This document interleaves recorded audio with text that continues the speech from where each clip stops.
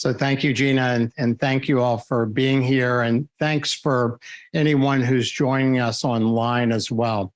So the hope behind this series, and I think the inspiration, is to provide our team, our faculty, staff, students, and anyone who is joining us with a connection back to the roots of what we do and why we do things. And as Gina has said, that we know in healthcare, particularly, we have seen over the time of COVID-19 a great impact on many people deciding to leave the profession of healthcare and feeling burned out and feeling very fatigued. And as we look at the cause for that, we recognize that there's many pressures that oftentimes push us away from the kind of the soul of what we do and the roots of what we do. And just like a tree or another plant, if we become disconnected from our roots, we start to degrade and ultimately die in whatever we are trying to do.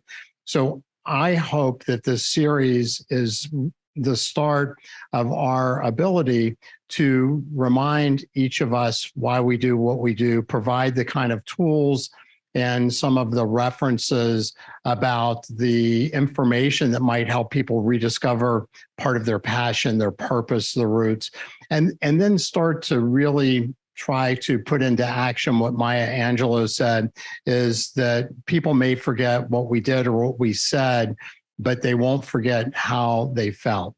And so the goal here, and I'll quote David McKinley as I'm going to pass the baton over here soon, but David McKinley quoted a reference, and I think this appeared in the play Hamilton as well, that part of what we're doing here is we're planting a lot of trees that we'll never eat the fruit of or never stand underneath of. And so the goal here is to plant those trees with a purpose and a passion, which is really the framework of Angela Duckworth's book, Grit. And we'll discuss that in a bit. But through this series, we hope to inspire people and to give people the tools and the reminder of the fact that we do work that helps people and serves people. And for that, to me, we are all so very fortunate, but perhaps not fortunate unless we realize it. So thanks, Gina. Thank you. Ooh, thank you. Renee, could you share your comments as well about the series? Sure. I'm Renée Nicholson, and I direct WVU's Humanities Center. And I was a former dancer and currently a poet and essayist. And so I wrote down so that it would come out very casually. At heart, I am a storyteller, which means I both believe in and search for the true and beautiful in human experience. Since 2015, many of my most meaningful story-focused work has been in collaboration with health sciences professionals. So that's why I am here. Yes, Sam, could you please? Yeah, good afternoon, everyone. I'm Sam Zizzi. I'm a professor in sport and exercise psychology here in the new College of Applied Human Sciences. And I'm sort of excited to participate in this series as well, because I'm very passionate about what I do, and I like to bring a lot of sort of mindful awareness to that work. So I'm excited to see what I can contribute here. I do most of my work, research, and applied with sport and exercise participants. I'll be adding some examples from those. All right. And finally, so my role in this, I'm the director of interprofessional education. And I think this is just such a wonderful opportunity for us to collaborate together. The definition of interprofessional education is to learn about, from, and with one another. And I truly think this seminar series exemplifies that. It gives us the opportunity to not only learn from our panelists, but to learn, from them, about them, and then also from each other. So I hope that we'll be able to leave, after their comments, we'll also be able to have some audience participation, as many of you bring a lot of the same passion and purpose to this seminar series. So So that is my role in today's session. So moving on, we are going to ask Dr. Marsh to go ahead and give us about 10-minute overview of Sarah Duckworth's work. I will admit I listened to it because I have a commute and it's easier for me to listen, but it was I said it really spoke to me. So I do think it's a very good use of your time, whether you have to listen or read. So I'll turn it over to Dr. Marsh. Thank you, Gina. So I really liked Angela Duckworth's book, Grit, and it's a book that I had read many years ago, but I reread it for this presentation, and I found it to be extremely interesting and useful. And let me go through briefly what I thought that the important take-homes were of the book, at least to me, and then maybe share a personal story about how this has impacted me in a interesting, I think, way. The book really talks about the observation that drove this book was the observation that talent does not equal outcome in people. And we naturally are oriented toward thinking some people are unusually talented, and therefore those people have won the lottery in some ways, and that extremely gifted performance or really elevated performance is in many ways just a reflection of the God-given gift that person has that we don't. And what Angela Duckworth realized, and she was a school teacher, and then she went back and became a psychologist at the University of Pennsylvania at the Wharton School. What she realized was that when she watched her most talented students or people around her who had a lot of natural talent that didn't have a great work ethic, they didn't all the time realize, and in fact, they oftentimes did not realize the potential that they have within them. And so this idea that if you compare talent and effort, one of the observations she made is that effort is twice as important as talent, because she made the point that talent times effort equals skill, and skill times effort equals accomplishment. So talent times effort squared equals accomplishment. And that should be refreshing for many people, including me, that, perhaps don't have as much natural talent as other people in some areas, because it says that if we really can commit ourselves to something, and that committing ourselves is generally requires us to have an interest in whatever that is, because what she's talking about is longitudinal commitment. Steve Jobs said that he thinks that success is nothing more than pure persistence. And that's one of the points I think Angela Duckworth also reiterated, because she says purpose and passion are really the critical features around outstanding performance. And she said the four qualities that really make up people that are exceptionally successful are, again, an interest in something. And that interest is oftentimes something that's not immediately apparent to the people that are participating. The interest comes to you, and she suggests, and there's a lot of research to suggest that what you think about a lot and what you dream about a lot and what you are finding yourself drawn to may be something that you should consider pursuing from a career perspective. And she also made the point that a lot of little things add up to extraordinary things, as opposed to starting off with one big extraordinary thing. So interest in the subject. The second issue is practice. And she made the point, and this is what Malcolm Gladwell also said in his book, Outliers, that the secret to mastery is what? 10,000 hours of practice. And what's her name? Graham, who is the dancer? Martha Graham. Martha Graham said it takes about 10,000 days of activity to be great as a dancer. And so this 10,000 hours of mastery is really important. But what Angela Duckworth pointed out is there's something called deliberate practice.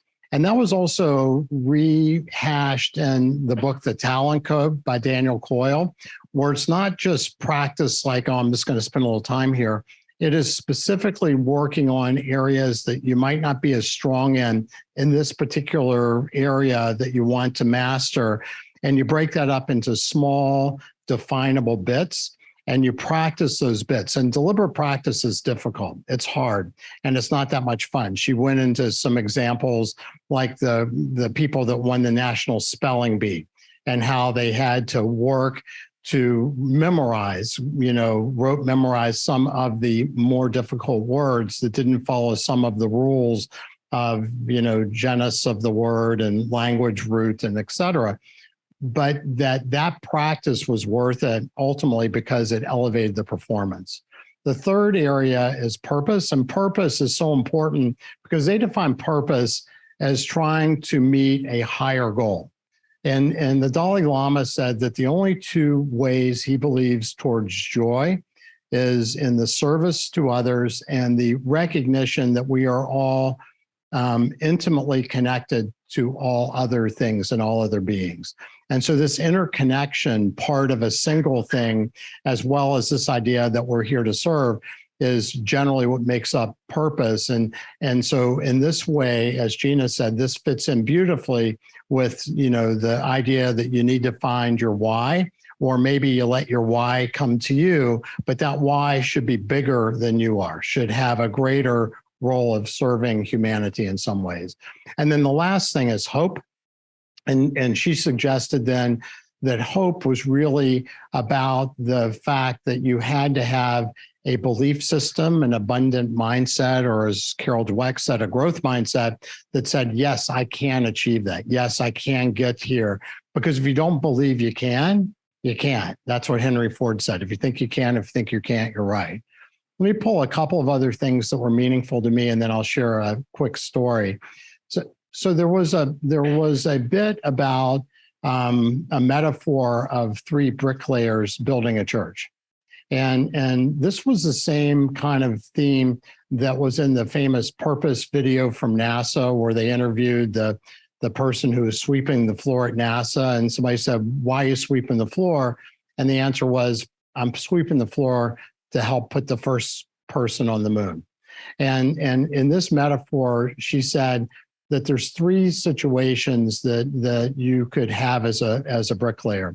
You could say, I'm laying bricks, and that's your job.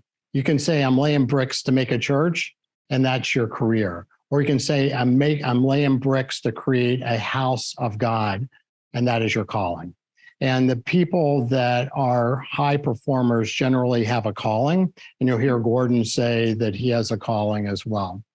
And the last thing is, she said that there is inside out grit and there's outside in grit. And when you look at special forces people who go through military academies, which is physically everybody is capable, but emotionally, mentally, it becomes very difficult, that the persistence then is your commitment to the idea. And the 10-question test, which we should have enough books for anybody who wants one here, but the 10-question test on measuring your grit not only is a predictor of your success and doing hard things, but it also is more correlated with happiness and more correlated with the growth mindset and hope than people that have low performance. And they also brought in this 2 studies with dogs and rats, which I won't go into detail, but basically if you get shocked and you as an animal and you find that you can't turn that around, then you'll become withdrawn and anxious and appearing to be depressed. Whereas if you learn to modulate that, if you learn that you have control over your environment, even if it's hard or painful, then generally those people or those animals did even better than baseline in being able to deal with life's problems. And I would say for me, I was probably the last person admitted to our medical school class, which was here.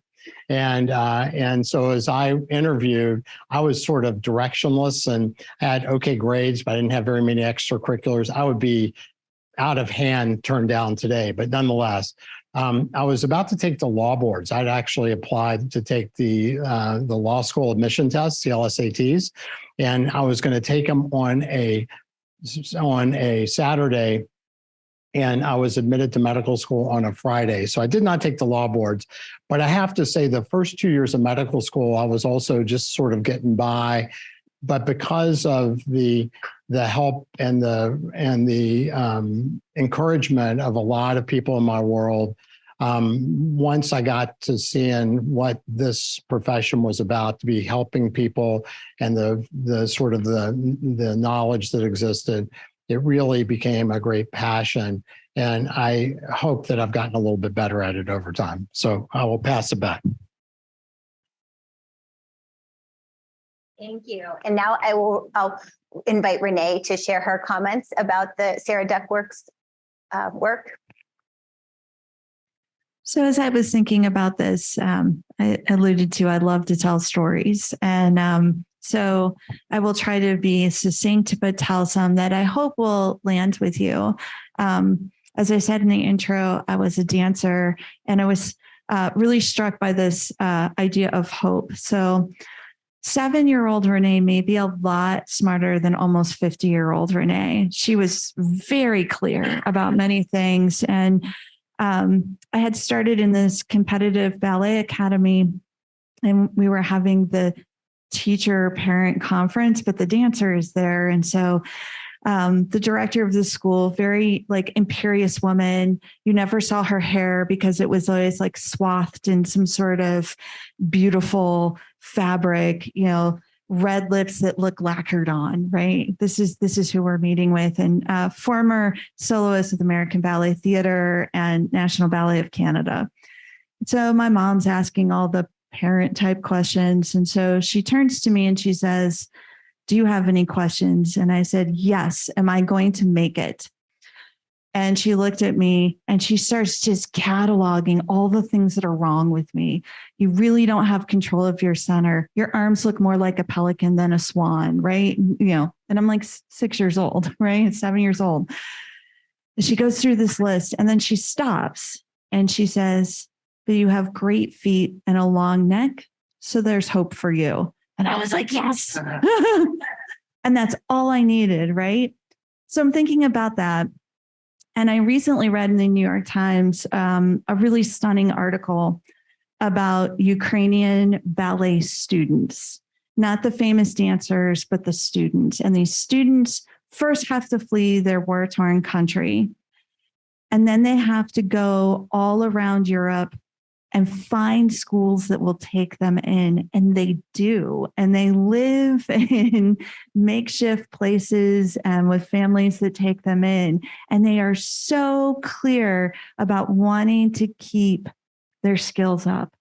And, you see this, there's in the one article that I saw there, these dancers, and they're beautiful. They're beautiful young people. And you see them and you think about how much you have to want to pursue that, to not only just leave because you have to, but then search out a place and ask to be taken in. My turn, Gina. Thank you. It's your turn. You're making this too easy for me. I'm trying. I know. I got called in last minute. I was just, while you were talking, Renée, I was wondering what my evaluation would be in front of a ballet instructor. I was sort of, and how really bad that would be. She'd have many more things to point out. In this content, the work of Duckworth, the work of Dweck, growth mindset, is really core fundamental principles of the field of sport and performance psychology. I mean, these are things we're working with athletes on, and ring true in many of the times I've worked with athletes trying to get better, worked with coaches trying to get better, worked with teams. And I can say that most of what she's talking about in her book is accurate from my practice. The higher the talent level in sport, the more those factors matter. Because, if you look at like NFL linebackers, they all look pretty physically the same. They have amazing physical talent, but some end up as all pros and some don't. Some don't make it out of the league. So there are sort of these nuanced factors that determine that, sort of the competitiveness is what we would often call it versus, grit or other concepts. Say for my personal story, where I sort of learned this concept is when I went to school. I went to James Madison University in Virginia, and I was in remedial English. I was kind of pissed about it. You know what I mean? Because number one, I wasn't good at English. I wasn't good at writing. So the last thing I want to do is take an extra class. So I missed by the cutoff from the SAT by 10 points. And I remember ending up in this class. I'm thinking, I still remember this woman's name. Jill Huffnagel was my instructor. She's a graduate student teaching me basic English composition. And it was frankly one of the things as an academic that I was worst at. And I was not looking forward to this at all. And she had an amazing way of giving feedback, and we had regular intervals to get that feedback. And she I was at C-, D range at the beginning of the semester, appropriately, not writing well. And over the course of that semester, many times, a lot of feedback, not taking it personally, started to sort of change the arc of that. Took her for another class, which was like the second version of English 102 at that time. And I sort of learned from that process of writing. At no point in my mind would I have thought I was going to end up as a college professor whose primary job right now really is to write and to help others write. I supervise PhD students. I probably had 30, graduated PhDs. So it gives me kind of a chuckle, the idea that kid at 17 starting university, sort of learned how to deal with failure, learned sort of the process of incrementally. But I think that's sort of the fundamental thing underneath of all this concept is not the big goal. It's sort of how do you sort of deal with failure and what is your process for self-improvement? In sports, it's become sort of iconic, sort of the Brady way, get better every day. There'll be hashtags and all that sort of thing. That it's sort of baked into a lot of pro sports now. Is that what you're expecting to do? You watch film every single day on what you did at practice and in every single game, and then you're supposed to deal with that feedback. So it's baked in that process, but it's not necessarily that way in a lot of other professional lives. So it's sort of how do we create the structure to do that? Great insight. My personal story that I actually shared with Dr. Marsh before here was very similar to what. Sorry, I'm struggling. Sorry, Clay, Renee, Sam, everyone's in the room. But mine's similar. I have 3 kids, but the 2 boys. My middle and youngest sons are boys. They both play ice hockey. Both are talented. The little one is probably more naturally talented, but has no competitiveness. He just kind of goes with the flow. And that's what I shared with Clay is that is so hard for me because I was always the person that gave 100% effort. So it is so interesting to see exactly what Sam just mentioned really play out in front of my eyes. So it's so interesting. So of course I wanted to hear, okay, how do I make him grittier? How do I make him have more of that competitive nature? And then you have to step back and realize that, everybody doesn't have to be the same as you are, which you struggle a little bit with. You want your kids to be exactly the same. So with that, I would like to open up the discussion. I think we heard some great feedback from our 3 panelists. I would love to open up the conversation and allow you all the opportunity to ask some questions of the panelists. And this also includes our folks who are logged in. We have quite a number. We have a pretty large number logged in via the live stream. So please feel free to put your questions on the chat as well. Okay, so first I'll open it up to the room while I go ahead and monitor the stream. I have a mic. I'm not sitting here. Feels kind of like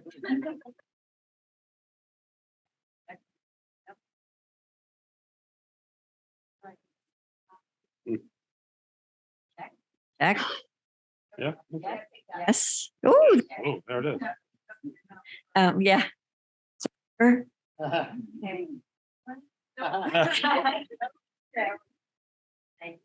Closer. Clay, it's hit and miss there. I'll hold very still, which is not natural inclination. Clay is always kind to. You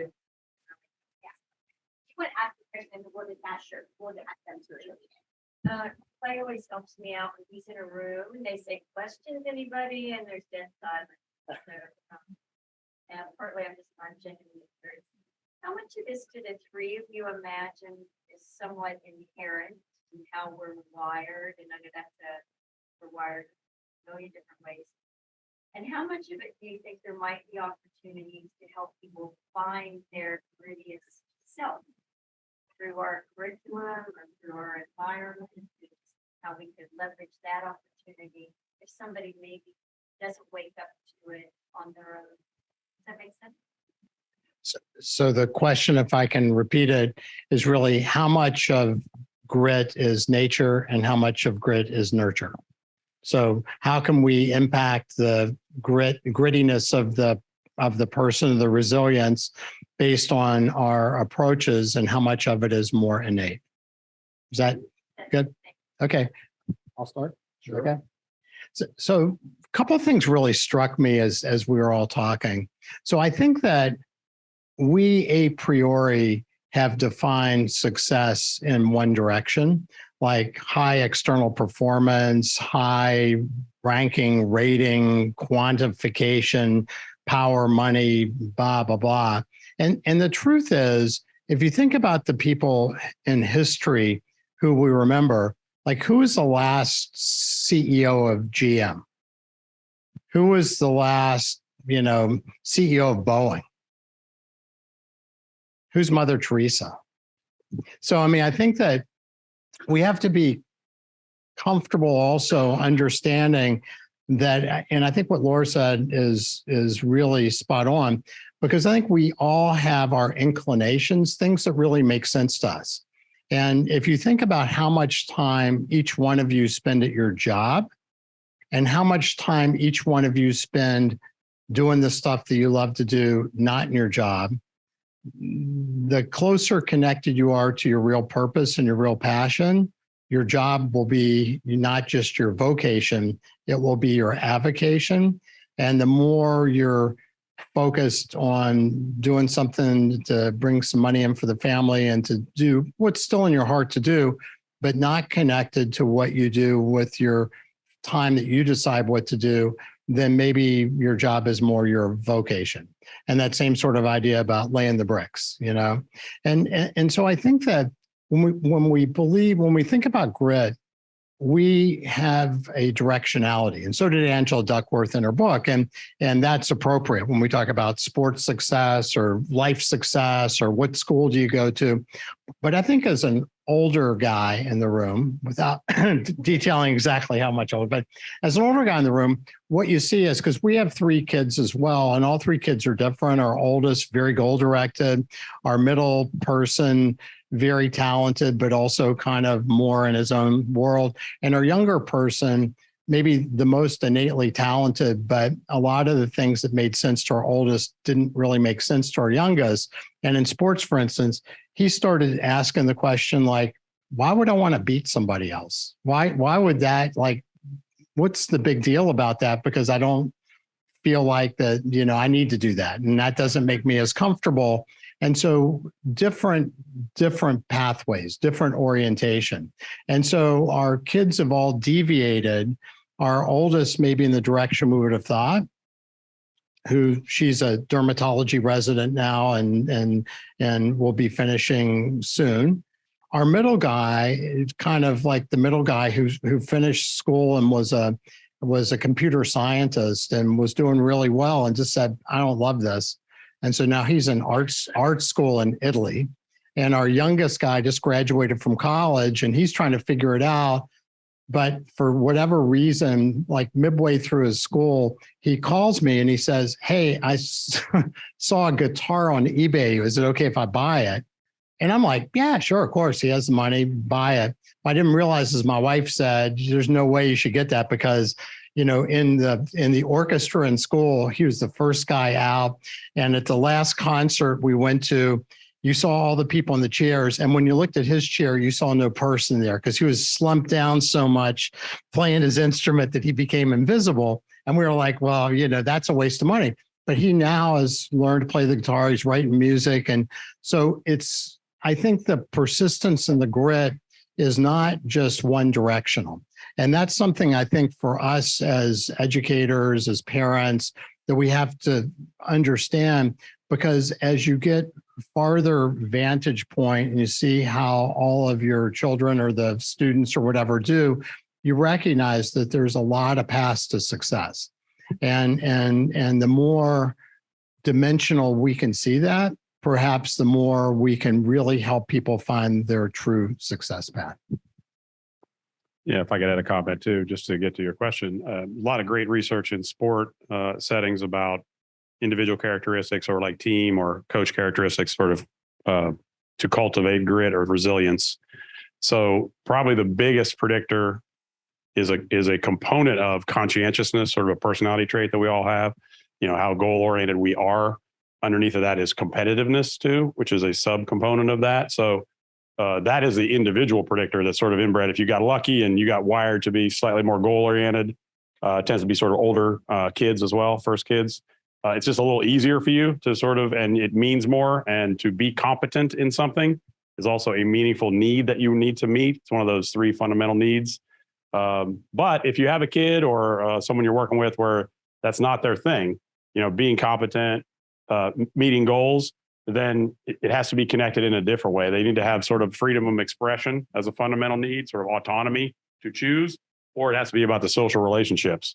So if you could figure out, and the climate then can be sort of autonomy supportive, if that's a medical school program or that's a team, then that allows sort of many different types to succeed in that. If it's a unidirectional achievement for achievement's sake, then it really only serves those that are of that particular mindset.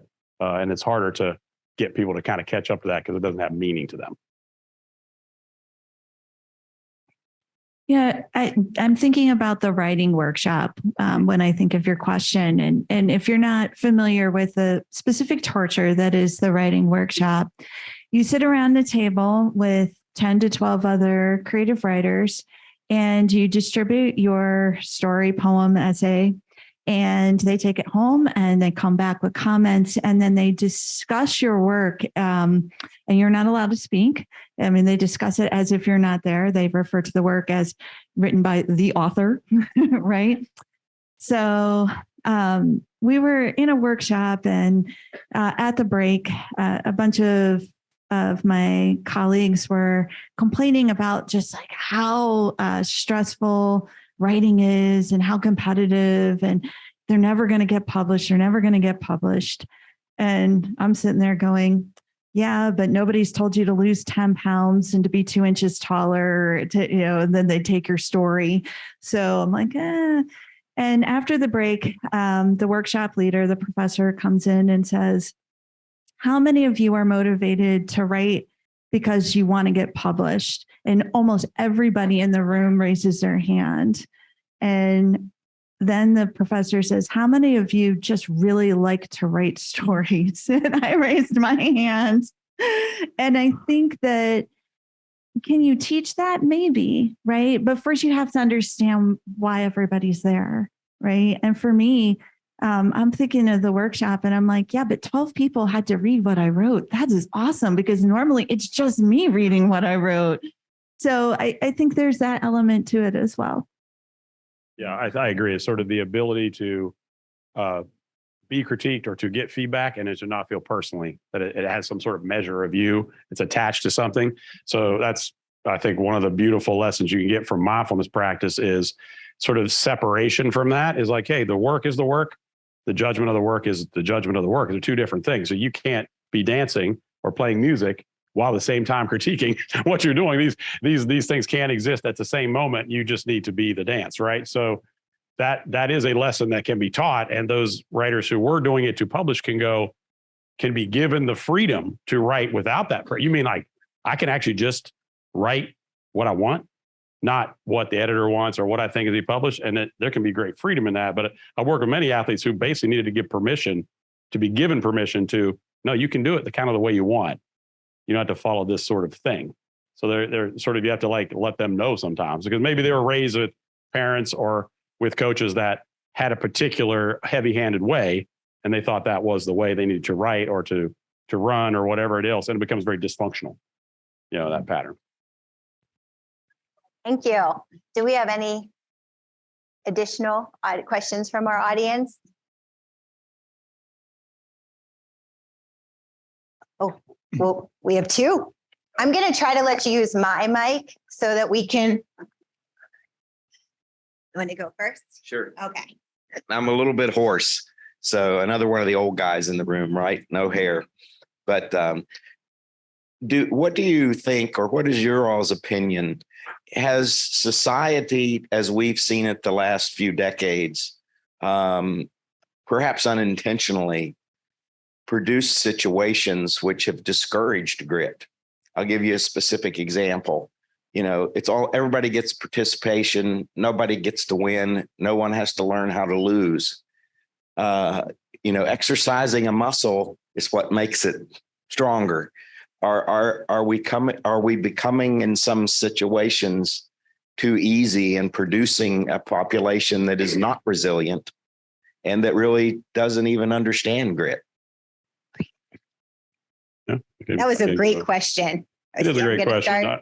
And I'll kind of come from the sport angle as well. You mentioned participation trophies, or we're become very worried about what losing may do, or maybe being deselected from a team. So we try to protect, presumably, the sort of the ego damage that might be done through a failure, a loss, a cut, or something like that.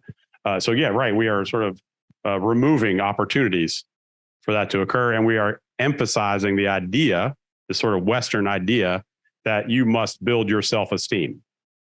And when in fact, in my opinion, that's sort of a false concept. It's sort of a treadmill you have to continue to run on and get faster. So you have to keep feeding that. We've gotten a little bit wrong there, and the structure of our sport environments has gotten all out of whack. And it is not producing a system where you might see, like in other countries, that sort of just lets you develop as an athlete, as opposed to just prioritizing the best athletes and removing other people from the equation. Yeah. So this is an interesting question. And I'm going to say maybe both things are true. That you have these strains, because I think about, and I'll go back to the dance training on this. My teachers were trying to make me better all the time.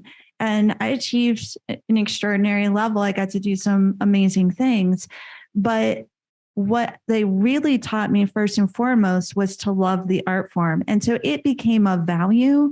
And then it started to become at some point this thing that I wanted to get better at. Like, I would watch the older dancers and I would study them, and I would see exactly what they were doing and why they were good. Right.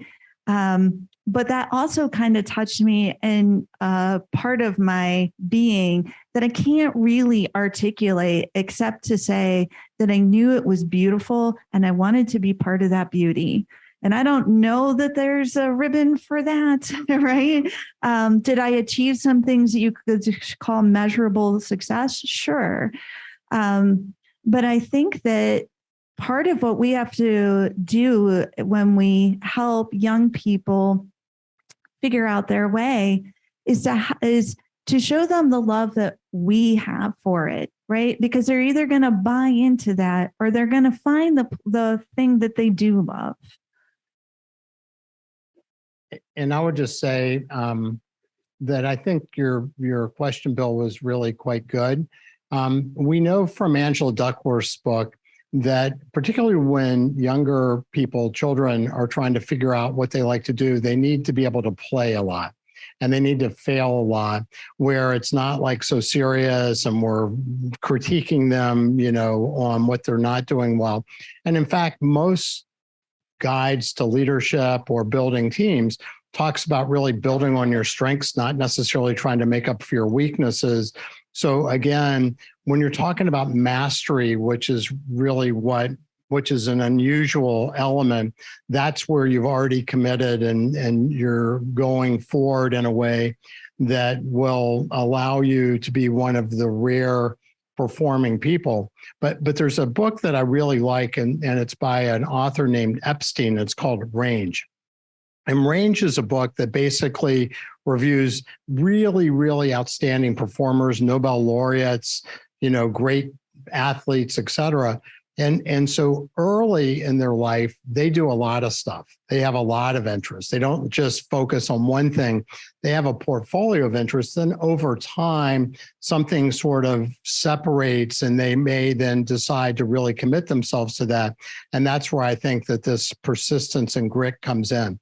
But I do think that we need to be careful not to be too negative, because human beings are twice as oriented toward loss, like disliking loss, than they are oriented toward enjoying gain.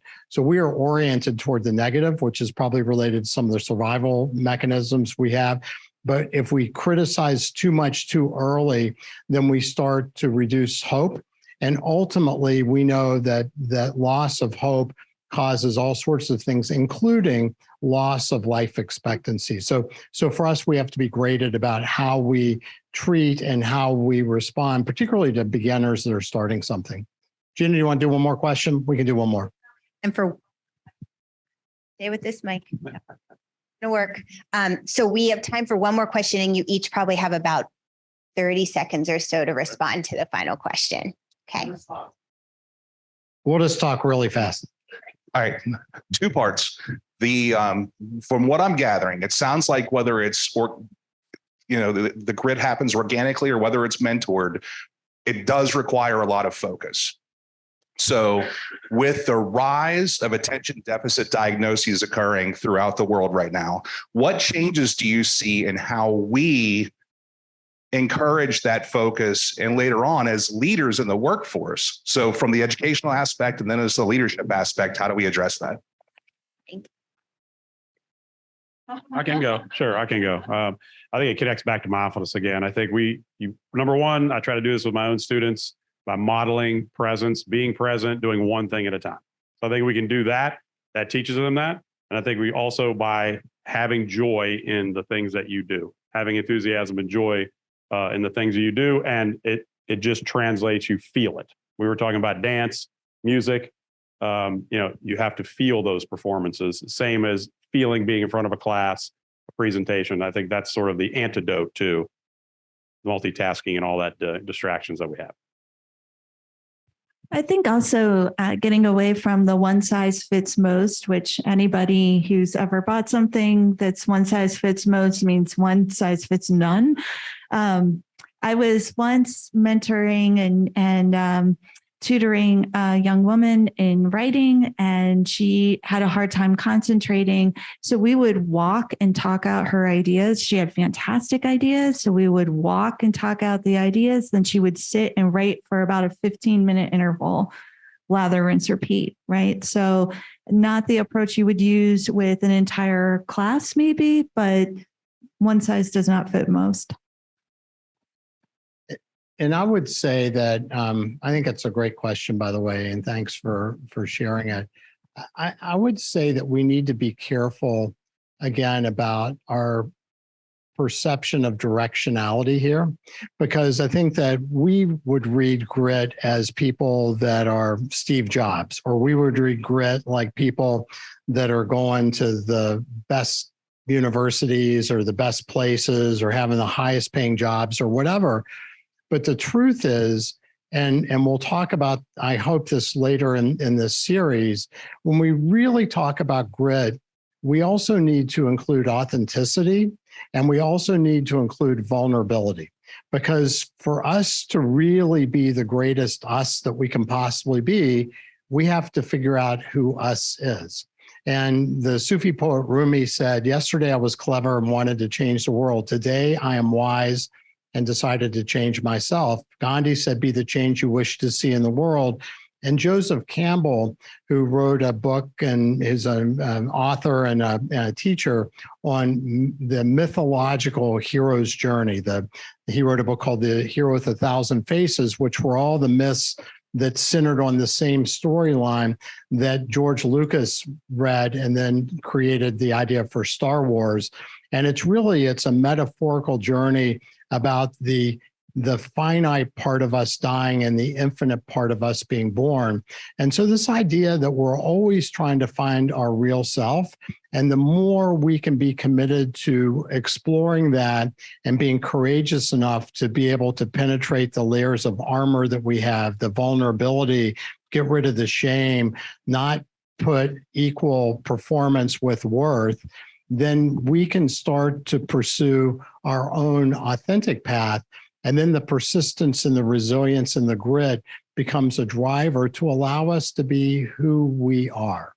And I think that one of the problems we have in our society today is we've pigeonholed everybody to a certain path, the Stepford path, if you will. So ultimately, I think that this ADD issue that we have is a reflection of the fact we're trying to push everybody into one bucket.